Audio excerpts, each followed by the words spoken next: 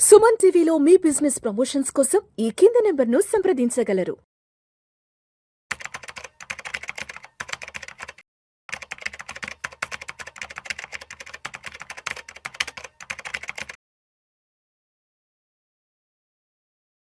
నమస్తే, welcome to Suman TV. నేను Willey Chakradhar. చాలా మంది అడిగే క్వశ్చన్ ఏంటంటే ఎస్ఐఎఫ్స్ గురించి కొంచెం వివరంగా చెప్పండి, ఎస్ఐఎఫ్స్ గురించి మాకు అర్థం కావట్లేదు అంటున్నారు.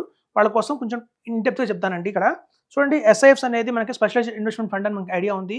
మనకి 1 అక్టోబర్ 2025 నుంచి కూడా మార్కెట్లోకి క్వాంట్ ఎస్ఐఎఫ్తో స్టార్ట్ అయిందండి. క్వాంట్ ఎస్ఐఎఫ్, తర్వాత ఎడల్వైజ్ ఎస్ఐఎఫ్, తర్వాత మనకి ఎస్బీఐ మ్యాగ్నమ్ వాళ్ళ ఎస్ఐఎఫ్, ఇప్పుడు ఐటీఐ అనే కంపెనీ కూడా ఎస్ఐఎఫ్ స్టార్ట్ చేసింది. ఎన్ఎఫ్ఓ మనకి November 10th నుంచి కూడా November 24 దాకా అవైలబిలిటీలో ఉంది. సో అండి, ఇక్కడ ఎస్ఐఎఫ్స్ అంటే ఏంటంటే స్టాక్స్ ప్లస్ డెరివేటివ్స్ ఉంటాయండి. అయితే డెరివేటివ్స్ కేవలం 20% మాత్రమే ఉంటుందండి మనకి. సో అదర్ దాన్ దట్ 80% మాత్రం మనకి స్టాక్సే కొంటారు. లైక్ మ్యూచువల్ ఫండ్స్ ఎలా కొంటారో అలాగే స్టాక్స్ ఉంటాయి. డెరివేటివ్స్ కూడా మనకి 20% దాకా మనకి ఉంటుందండి. సో ఇందులో ఈక్విటీ లాంగ్ షార్ట్ టర్మ్ అని ఒకటి ఉంటుందండి.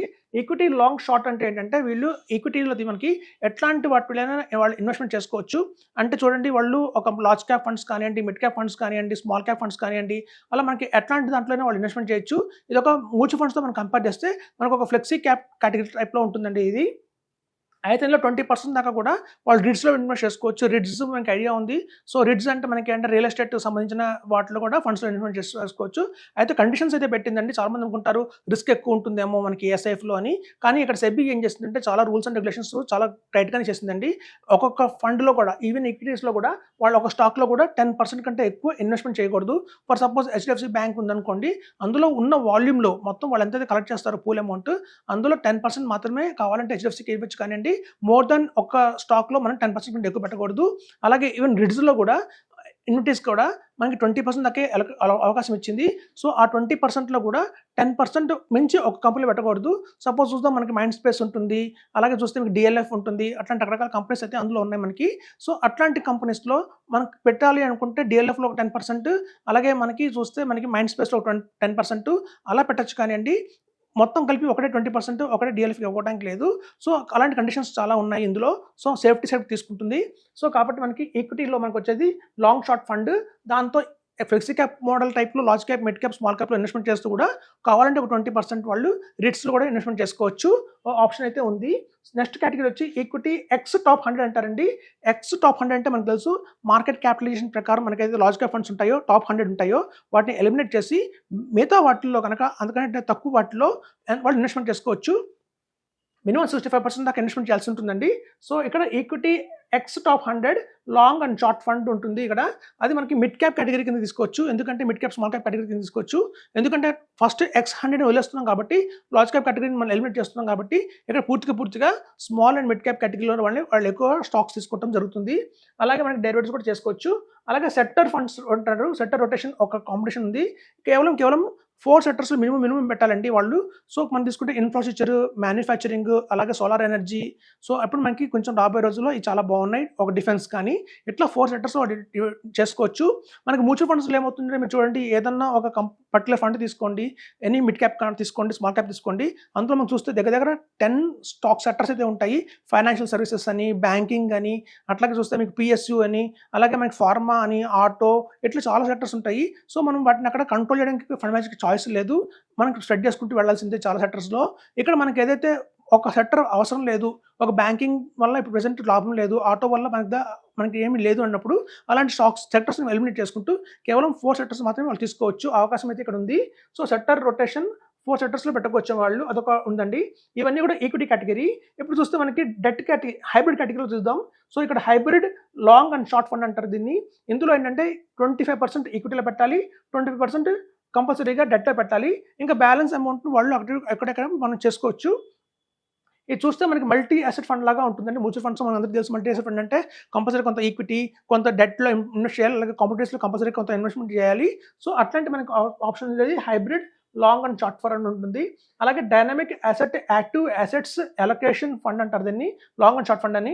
ఇది మనకి బ్యాలెన్స్ అడ్వాంటేజ్ ఫండ్ లాగా ఉంటుంది. సో మార్కెట్ పడుతూ ఉంది అంటే ఎక్కువ డెట్లోకి వెళ్ళిపోవటం, మార్కెట్ కొంచెం బాగా బుల్ రన్ వస్తుంది అంటే ఎక్కువ ఈక్విటీకి షిఫ్ట్ చేయడం. సో అట్లాంటివన్నీ కూడా వాళ్ళు డైనమిక్ అసెట్ యాక్టివ్ అలొకేషన్ చేస్తారు. అయితే ఇప్పుడు ఎస్ఐఎఫ్లో ఎవరు చేయాలి అనేది మోస్ట్ ఇంపార్టెంట్ క్వశ్చన్ వస్తుందండి.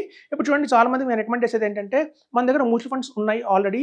సో మన ఆల్రెడీ మ్యూచువల్ ఫండ్స్లో మన దగ్గర 40 lakhs దాకా ఉంది, 30 lakhs దాకా ఉంది. సో మేము చూసుకుంటే మీ పోర్ట్ఫోలియో మొత్తం మొత్తం పోర్ట్ఫోలియోలో కొన్ని అన్నెసరీ స్టాక్స్ మ్యూచువల్ ఫండ్స్ ఉంటాయి. కొన్ని ఫండ్స్ ఎలా అంటే అసలు పర్ఫార్మెన్స్ చేయవు. అవి లాంగ్ రన్ నుంచి మనం హోల్డ్ చేస్తున్నాము. అవి ఎప్పుడు కూడా 5%, 6% కంటే రిటర్న్స్ ఇవ్వట్లేదు. పొరపాటున తీసుకున్నాం, ఎవరో ఫ్రెండ్ చెప్పాడనో, లేకపోతే ఒక అడ్వైజర్ రికమెండ్ చేశాడనో, లేకపోతే రకరకాల మనం విన్నామని కొనుక్కుంటాము. సో మీ దగ్గర అన్వాంటెడ్ కానివ్వండి, ఏదన్నా అంటే ఇంప్రాపర్ కానివ్వండి, లేకపోతే ఇంకా చెప్పొచ్చు అంటే నాన్ పర్ఫార్మింగ్ ఫండ్స్ ఏమైనా ఉంటాయి మీ పోర్ట్ఫోలియోలో, అలా నాన్ పర్ఫార్మింగ్ ఫండ్స్ అని తీసేసి కనుక మనం 10 lakhs అండ్ అబోవ్ వచ్చిందంటే మాత్రం మీరు వాటిని మాత్రం నాన్ పర్ఫార్మింగ్ వాటిని తీయండి.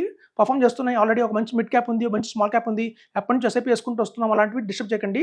కేవలం నాన్ పర్ఫార్మింగ్ సెక్టర్స్లో కనుక మీరు పొరపాటు ఇన్వెస్ట్మెంట్ చేస్తుంటే కనుక పెద్ద గ్రోత్ రావట్లేదు, ఈ ఫండ్స్ వల్ల నా మొత్తం పోర్ట్ఫోలియో డ్యామేజ్ అవుతుంది అనుకున్న అలాంటి ఫండ్స్ మాత్రమే తీసుకోండి బయటికి. సో అట్లాంటివి తీసుకొచ్చి మనం ఎస్ఎఫ్ చేయొచ్చు, అదొక పద్ధతి. లేదా రిటైర్ అయ్యాము, మనకు కొంచెం కార్పస్ వచ్చింది, ఒక 20 years దాకా, 10 years దాకా ఇది నా పిల్లలకి, నా మనవరాలకి అనుకున్నప్పుడు అట్లాంటి అమౌంట్ని కూడా మన ఎస్ఐఫ్లో ఇన్వెస్ట్మెంట్ చేయొచ్చు. సాధారణంగా చూడండి, నేను ఒక మంచి ఎగ్జాంపుల్ చెప్తాను. నేను సపోజ్ ఒక ఫ్యాక్టరీకి వెళ్ళాను అనుకోండి, ఆ ఫ్యాక్టరీలో మనం చూస్తే ఫస్ట్ మనకి ఎవరు ఎదురవుతారంటే వర్కర్స్ ఎదురవుతారు. అన్న నాకు ఒక 20,000 శాలరీ వస్తుంది, నాకు ఏదైనా మంచి ఇన్వెస్ట్మెంట్ చెప్పు, మొత్తం ఖర్చులన్నీ పోయాక నాకు 2,000 మిగులుతుంది అన్నారు అనుకోండి, వాళ్ళకి మనం మ్యూచువల్ ఫండ్ సజెస్ట్ చేస్తాము. అలాగే చూడండి, ఆ ఫ్యాక్టరీలో ఒక ప్రొడక్షన్ మేనేజర్ ఉంటాడు, అతనికి ఒక 3 lakhs దాకా శాలరీ వస్తుంది ఎవ్రీ మంత్. సో మొత్తం చూస్తే ఇయర్లీ 36 lakhs దాకా ఉంటుంది. ఆల్రెడీ నాకు ఒక బ్యాంక్లో ఒక 10 lakhs ఉంది, ఒక 15 lakhs ఉంది ఐడియల్గా, నాకు 5 years దాకా దీన్ని టచ్ చేయనున్న వాళ్ళు, అలాంటి వాళ్ళందరికీ కూడా మనం ఎస్ఐఎఫ్స్ రికమెండ్ చేస్తాము. సపోజ్ అదే ఫ్యాక్టరీ ప్రొపరేటర్ ఎవరైతే ఉంటారో వాళ్ళకి 1 crore 2 crores ఉన్నాయో వాళ్ళు డైరెక్ట్గా మేము పిఎంఎస్ ఏఎఫ్ చెప్తాము. సో ఇక్కడ మన దగ్గర క్లయింట్ ఎలాంటి పరిస్థితుల్లో వస్తున్నాడు బట్టే అది మ్యూచువల్ ఫండ్స్ కరెక్టా, ఎస్ఐఎఫ్ కరెక్టా, పిఎంఎస్ అండ్ ఏఎఫ్ అని చెప్తాము. సో అదండి ఎస్ఐఎఫ్. మీ దగ్గర కనుక లంసమ్గా ఐడియల్గా అమౌంట్ ఉంది, ఒక 10 lakhs 15 lakhs ఉంది అనుకున్న వాళ్ళు, యాక్చువల్గా పిఎంఎస్లో ఎవరైతే 50 lakhs దాకా ఎఫర్ట్ చేయలేరో వాళ్ళందరూ కూడా మనకి మినిమం 10 lakhs అమౌంట్ తోటి మనకు ఎస్ఐఎఫ్లో రావచ్చు. యాక్చువల్గా ఎస్ఐఎఫ్ పట్టుకొచ్చిందే మెయిన్ రీజన్ అది, మనకి అయితే బ్రిడ్జ్ ఏదైతే ఉందో మ్యూచువల్ ఫండ్స్కి అటు చూస్తే మనకి పిఎంఎస్కి 10 lakhs, ఇక్కడ మనం మ్యూచువల్ ఫండ్స్లో మనం మినిమంగా 10,000 ఇన్వెస్ట్మెంట్ చేయొచ్చు, 1 lakh ఇన్వెస్ట్మెంట్ చేయొచ్చు. అలాగే మనకు అక్కడ చూస్తే పిఎంఎస్ 50 lakhs ఉంది. ఈ బ్యారియర్ని ఫిల్ చేయడానికి కేవలం మనకి ఎస్ఐఎఫ్ వచ్చింది. సో ఇది చూడండి, ఎప్పుడైనా మ్యూచువల్ ఫండ్స్ తర్వాత వచ్చిన ప్రోడక్ట్ ఏదైతే ఉంటుందో మ్యూచువల్ ఫండ్స్లో లేనివి అది పెడతారు, యాడ్ చేస్తారు, నెక్స్ట్ ఫర్దర్గా బెటర్దే వస్తుంది తప్ప అంతకన్నా చిన్నది ఈక్వల్గా రాదు. మనం చూసాం కేవలం మ్యూచువల్ ఫండ్స్లో మనకు స్టాక్స్ మాత్రమే ఉంటాయి. ఇక్కడ స్టాక్స్తో పాటు డెరివేటివ్స్ కూడా ఉన్నాయి, అలాగే వాళ్ళు హెడ్జ్ కూడా చేసుకోవచ్చు. సో మార్కెట్ ఎప్పుడైతే మనం చూసాం లాస్ట్ 1.5 year నుంచి మార్కెట్ చాలా స్ట్రగుల్ అవుతుంది, అప్ అండ్ డౌన్ అవుతుంది, ఫ్లాట్గా ఉండట్లేదు, అట్ ద సేమ్ టైం కొంచెం వాలటాలిటీ ఉంది. ఎట్లాంటి టైంలో కనుక మనం ఎట్లాంటి ఎస్ఐఎఫ్ ఆప్షన్స్ వస్తే కనుక మార్కెట్లో మ్యూచువల్ ఫండ్స్ పడినంతగా, ఒక స్మాల్ క్యాప్ పడినట్టుగా, మిడ్ క్యాప్ పడినట్టుగా ఎంత పడదు, కొంచెం సపోర్ట్ అయితే మనకు వస్తుంది. సో మనకి ఈవెన్ బుల్ రన్లో ఒక మంచి రిటర్న్ వచ్చే అవకాశం ఉంది మ్యూచువల్ ఫండ్స్ కంటే ఎక్కువ. అలాగే పడే టైంలో కూడా మ్యూచువల్ ఫండ్స్ కంటే కూడా కొంచెం తక్కువ పడుతుంది. సో ఎస్ఐఎఫ్ వల్ల అది లాభం అని చెప్తున్నారు. సో కాబట్టి చాలామంది అనుకుంటారు మనకు దీనికి పాస్ట్ పర్ఫార్మెన్స్ లేదు కదా, ఒక 3 years వెయిట్ చేద్దాం, 4 years వెయిట్ చేద్దాం అనుకుంటారు. అలా కాదండి, మీ దగ్గర మ్యూచువల్ ఫండ్స్ ఏవైతే పర్ఫామ్ చేయట్లేదో అట్లాంటి వాటిని కూడా ఇందులో ఇన్వెస్ట్మెంట్ చేయొచ్చు. లేదా 50% మీకు మ్యూచువల్ ఫండ్స్లో ఉంచుకొని 50% ఇవ్వక డైవర్ట్ చేయండి.